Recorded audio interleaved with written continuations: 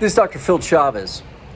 Brothers, after Jesus enters Jerusalem on a donkey on what we refer to as Palm Sunday, the next day, as it says in the Gospel of Matthew, Jesus entered the temple courts and drove out all who were buying and selling there.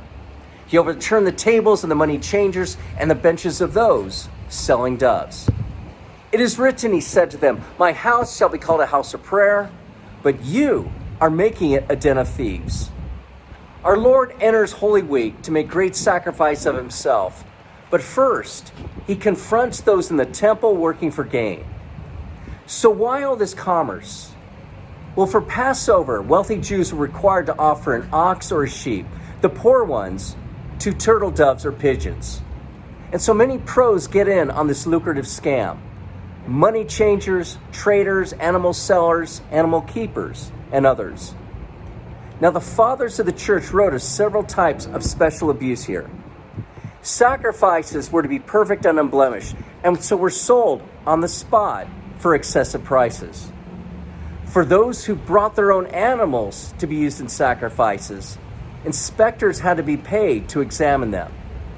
Often they would disapprove them in order to sell their own pure animals at high rates. Now, for further profit, that same animal would even be peddled for repeat sale. Money changers also profited well. The shekel was a special temple coin for transaction, and foreigners paid a very high rate of currency exchange, often over double. Each man also, aged 20 plus, had to pay a temple tax in support of the temple rituals and the sacrifices that were carried out.